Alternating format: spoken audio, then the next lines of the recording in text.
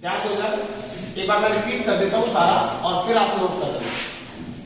दोस्तों देश आजाद कब हुआ?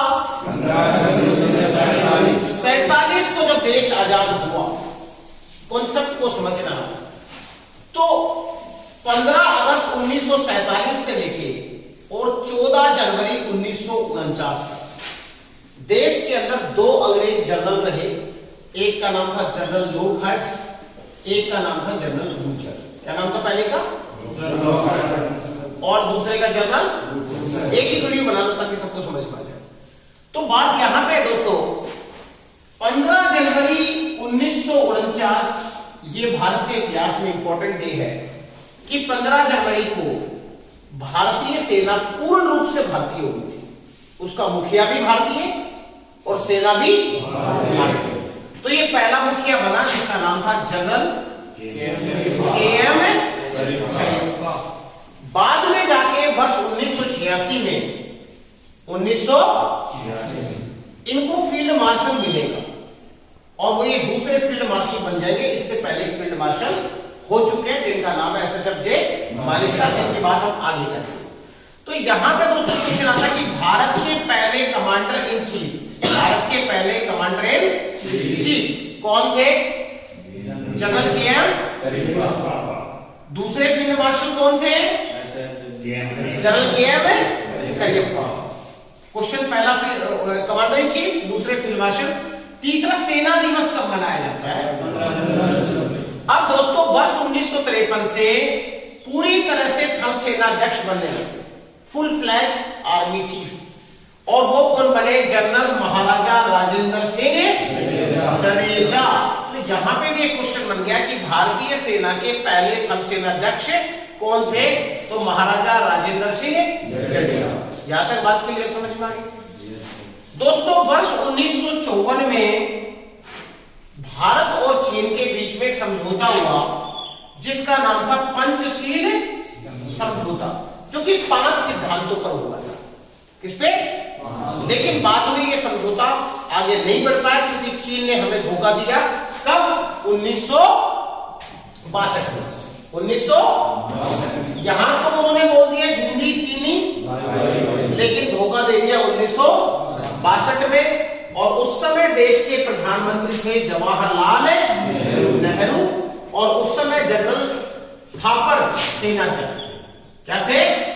तो कई बार क्वेश्चन आता है कि वर्ष 1962 में प्रधानमंत्री कौन थे या उस समय पे जनरल कौन थे? तो जनरल थापर। यहां तक बात क्लियर है? आगे दोस्तों वर्ष 1965 का जो युद्ध हुआ 1965 का, ये भी भारत और पाकिस्तान के बीच ही हुआ। उस समय पे हमारे प्रधानमंत्री बहुत ज्यादा प्रभावशाली थे जिनका नाम था लाल बहादुर शास्त्री। और जनरल साहब कौन थे? General J N. Chaudhary. General J N. Chaudhary. ये जो युद्ध था लगभग नवंबर-दिसंबर के महीने में लड़ा गया, जिसलिए 1966 के प्रथम जनवरी के अंदर ही इस युद्ध का समझौता हो गया जिसका नाम रखा ताशकंद। और ये नाम क्या रखा? समझौता कहां पे हुआ था? ताशकंद के अंदर। क्लियर है? ताशकंद समझौता 1966। दोस्तों हमें 1971 का निर्णायक का युद्ध कभी नहीं भूलना चाहिए कि भारत और पाकिस्तान का ये सबसे बड़ा युद्ध था विश्व का, जिसमें पाकिस्तान के 93,000 फौजियों को भारत की सेना ने घुटने पे ला दिया, सरेंडर कर दिया था उन्होंने। और ये विश्व में अभी तक का सबसे बड़ा समर्पण था। तो दोस्तों 1972 में समझौता हो जाता है जिसको होता है शिमला समझौता। हम टू दी पॉइंट बात कर रहे हैं, इस युद्ध की कहानी बहुत ज्यादा है, इसलिए 1972 में शिमला समझौता हुआ युद्ध के बाद। और दोस्तों उस समय पे जनरल थे जनरल मानेकशॉ। कौन थे? जनरल मानेकशॉ। और उस समय प्रधानमंत्री थी इंदिरा गांधी। ये फिगर्स आपको याद हो गए। 16 दिसंबर को हमने युद्ध जीता था, इसलिए 16 दिसंबर को हम विजय दिवस मनाते हैं। क्या मनाते हैं? विजय दिवस। यहां तक क्लियर? ये युद्ध इतना बढ़िया लड़ा इन्होंने, हमने पाकिस्तान के 2 टुकड़े कर दिए। एक का नाम पाकिस्तान, जिसको पश्चिमी पाकिस्तान बोला जाता था, और पूर्वी पाकिस्तान, उसका नाम है बांग्लादेश। ये भारत की अपनी प्लानिंग थी। इसके ऊपर एक वीडियो भी है पूरा का पूरा अपने YouTube चैनल के ऊपर, 1971 का युद्ध करीब 20-25 मिनट का है। तो यहाँ पे पहला फील्ड मार्शल किसको बना दिया गया? मानिक शाह। किसको बना दिया गया? ये पूरा का पूरा क्लियर है दोस्तों। 1999 में फिर पाकिस्तान की खुशी मची, 2 बार मार खा चुका है, 65 में भी और 71 में भी। लेकिन कहते लोग पिटोकड़ा है, एक बार पीट दो फिर बोला अब की बार दे, फिर मारो अब की बार दे। तो तीसरी बार भारत ने ढंग से चेपा। तो यहां पे हमारी जो गन थी वो फोर्स बड़ा काम कर रही थी। और भारत पाकिस्तान का युद्ध था, इस समय पे प्रधानमंत्री और खतरनाक था, अटल बिहारी। इनका तो काम ये कि था कि काल के कपाल पर लिखता हूं और मिटाता हूं, रोज नए गीत गाता हूं, ये अटल जी बोला करते थे। और यहाँ पे जनरल साहब थे वेद प्रकाश मलिक। पाकिस्तान की नानी याद दिलाती, चाहे वो तोलोलिंग हो, चाहे वो टाइगर हिल हो, चाहे वो बटालिक हो, चाहे वो द्रास हो, चाहे कारगिल हो। हमने यहाँ पे बहुत से लोगों को खोया भी है। और यहाँ पे 1999 के युद्ध में हमें 4 लोगों को परमवीर चक्र मिला, 2 को जीवित को और 2 मरणोपरांत। 2 जीवित कौन थे उस समय? सिपाही योगेंद्र सिंह यादव, उस समय राइफलमैन संजय कुमार, उस समय के लेफ्टिनेंट मनोज पांडे और कैप्टन विक्रम बत्रा। इन 4 लोगों को परमवीर चक्र मिला। तो यहाँ पे मैंने पीवीसी को 4 लिख दिया और उन चारों के नाम भी आपको याद होने चाहिए दोस्तों। 26 जुलाई को हमने विजय प्राप्त की, इसलिए 26 जुलाई को हम क्या मानते हैं? कारगिल दिवस मनाते हैं। साथियों, यहाँ पे कई बार एग्जाम में पूछा जाता है, चाहे वो आर्मी, नेवी और एयरफोर्स से संबंधित, कि आर्मी के पहले जनरल कौन थे? तो वो थे राजेंद्र जडेजा। नेवी के पहले एडमिरल कौन थे? वो थे आरडी कटारी। और एयरफोर्स के थे सुब्रतो मुखर्जी। अगला आता है कि वर्तमान में आर्मी चीफ कौन है? General Bhupendra Dwivedi. Navy chief है दिनेश त्रिपाठी, एडमिरल दिनेश त्रिपाठी।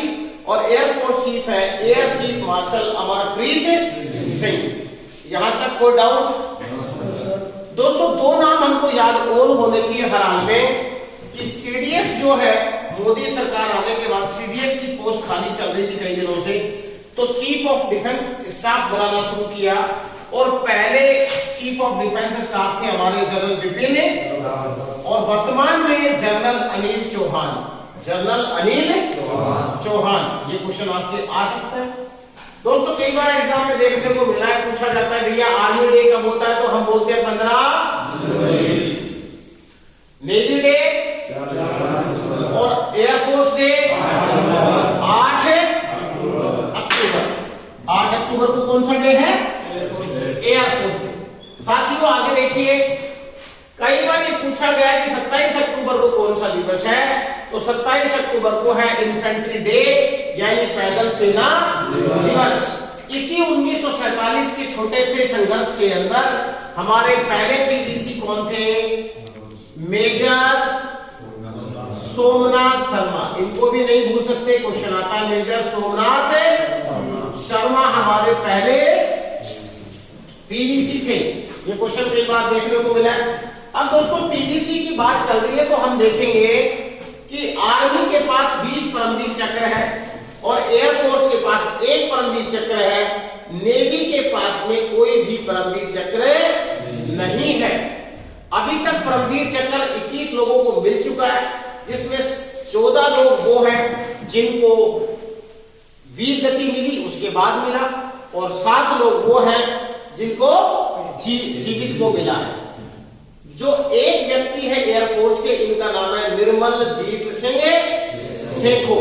निर्मलजीत सिंह सेखो। बोलो, मामला पूरा क्लियर है?